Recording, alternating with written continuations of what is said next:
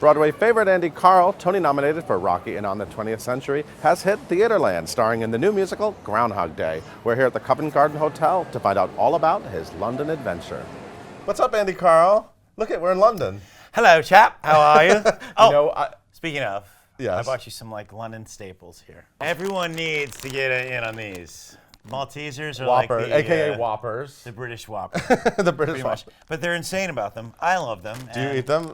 You don't eat these. I'll eat them all the time. Aren't you still on your Rocky diet? Rocky doesn't eat Maltesers, does he? No. Well, I can eat whatever I want. Thank you for the Maltesers. I just relive every day so I can eat whatever I want. But I also have here the official London Theatre guide. So official. And there's a tube map in there. If you want. But I made the cover. I just look at this. That's my proudest moment. Is this your first London brochure cover? That's my first London anything. So you are in Groundhog Day. Groundhog Day. This is so exciting. It's like a world premiere. It's a world premiere at the Old Vic Theatre, which is so you feeling super fancy? Yeah, this was a bucket list thing for me to do to come to London. Yeah. But, the thing was I had no idea how spectacular the show could be until I got to read the script, and Matthew Ward and I sat down and talked about it, and I was like, I have to do this. And he played me a demo of the opening, and I was like, that's friggin' genius. Huh. Tim Minchin.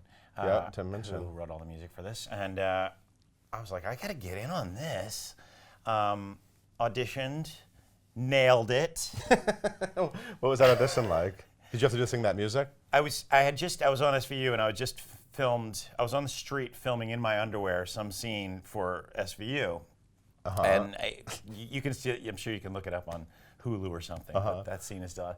And it was freezing, and I throw on all my clothes, and then I went to the audition at 5 p.m. and nailed it. So.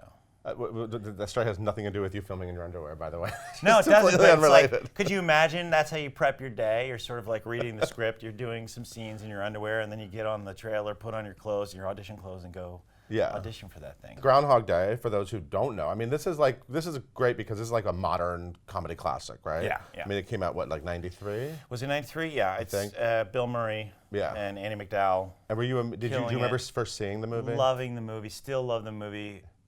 Orphe's top movie, my wife's top movie, and mine too now, because I just got on the bandwagon. Yeah. But no, it was just one of those movies you cut constantly on, like a lot of other shows I've done. It's like Rocky was on all the time, but Groundhog Day just has this beautiful, esoteric, life-changing, life-affirming message in it, and that's what I think really is the base heart of this show, and we do that in spades. I mean, Orphe was out there, and she watched the show already, and she said people were crying, and I was like, yes, I got a show that makes people cry. Well, and you play Phil Connors, right? Phil Connors. He's a weatherman.5. Did you ever think about Channel 5 News of Pittsburgh? Weatherman? That's it's fun though. You watch all those YouTubes on about weathermen who lose their shit. Yeah, it's a whole. It's fun.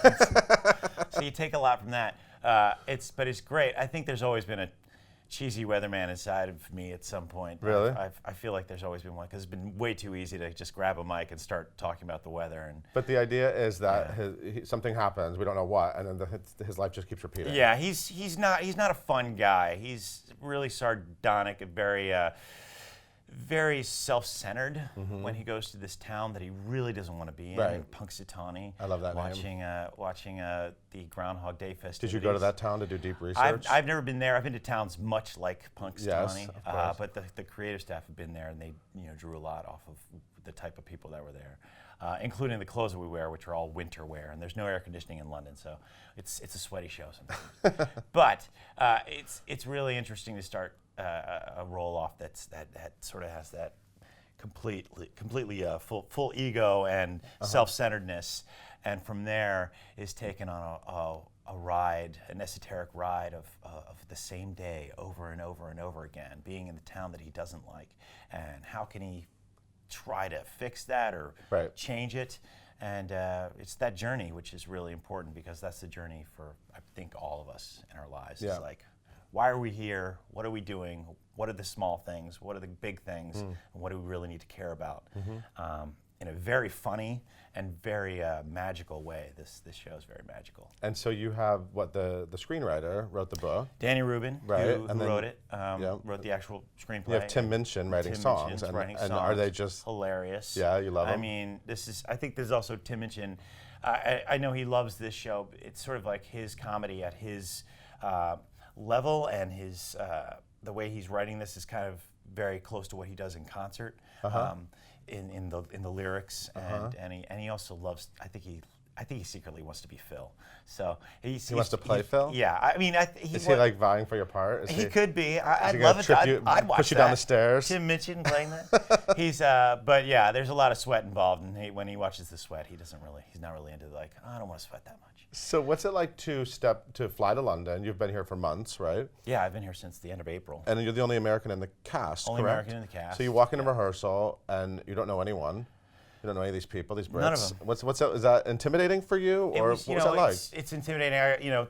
It's kind of a clean slate thing where, I feel like I've been working in a town in New York where a few people have gotten to know me or know my antics and know how to deal with me. 2 Tony nominations, But by the way. thank you very much. But I think with every new group of people, you just create another family of it's so much fun to be with. And I got to say, this cast and this crew, but this cast especially, they have really touched my heart personally. I mean, I bought them all pizzas several times just because I just love you guys so much. And the show is really about all these people coming together and being a small town like that. And it's been a great time. And they're incredibly fun. They're very nice. But they still haven't bought me fish and chips, which I'm still waiting for. I've been here since April, no fish and chips. So you have some new friends on this side of the pond. Yeah, like lifetime friends. I think they're just incredible, everybody. So Cool. And what about life in London? Are you liking it? What do you like about here, or what do you miss about New York, or besides what about your animals? You throw Do you New miss your York, animals?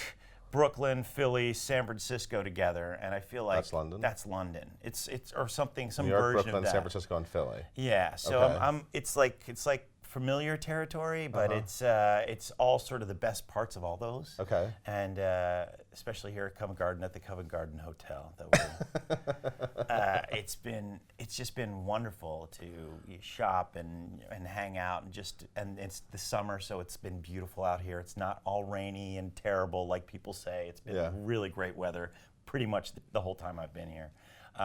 And my wife just got here on Saturday, so we've been just like doing all the touristy things. How have you guys been communicating? Do you like FaceTime and stuff? Thank God for FaceTime. Yeah, right. Never used it before until Changed we were everything. apart, and then this is like actually sort of having her there. Except visceral I can't pet my dogs. All I get Yeah, I to was do going is to say, see them. did you get visuals of the dogs? Yeah, they come every time she speaks to the dogs via FaceTime. They crawl up on her and kiss her and look into the camera. So I'm like, you can't get better than that with your dogs. Love them so much. So you're here for how much longer? I'm here till September 17th. We close. I don't think there's any tickets left, but check just in case. Is there like a cancellation line or something? It's been a big hit here. How are the audiences? And the audience has been wonderful. Yeah. They say London audiences don't get up and applaud and laugh, but I mean they've been up out of their seats every show, even the matinees, all through the previews, and just loving this show. So I've been blessed in that way where I come with a show that's this good, this artistic, and this loved. I'm super proud and super happy to be here. Well, ever since I got to London, everywhere I go, everyone's talking about how great you are in this show. And I was like, well, hello, Andy Karl. This guy's good. Yeah, I mean 2 times. It's one of our great American exports right now. Look, call you're an me, American. call me. You're a Broadway export. I love it. Yeah, no, it's again, it's a bucket list thing for me, and I'm minding my P's and Q's and doing the best I can because they're really. It's a privilege to come over here, and they care about their theater. I've seen some shows here while I've been here, and just it's been amazing. So I'm also terribly relieved you don't have one of those phony accents. oh no, I think Because a lot of Broadway actors pick them up. accent, which is I pick up. Every time I try to speak with an English accent, I feel like I'm being offensive.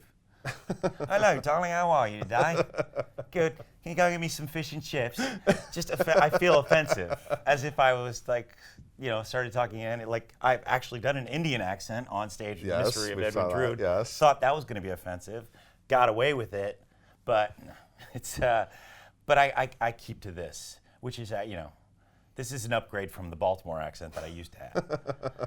So I'll stick with this one. Well, congratulations. Thank you. So Thank you. excited for you. Yeah. But somebody get this guy some fish and chips. I mean, come on. Fish and chips. What the hell? So everyone should like beg, steal, and borrow to try to get into this show. Yeah. This is the one. It's fun. Awesome. And there's so much to see and so much to watch. And yeah. Orphe approved, which is great. It's an Orphe approved She show. loves this one, and I was like, you love it? She loves it. I was like, yeah, I feel like I made it. That's better than any award I could possibly get.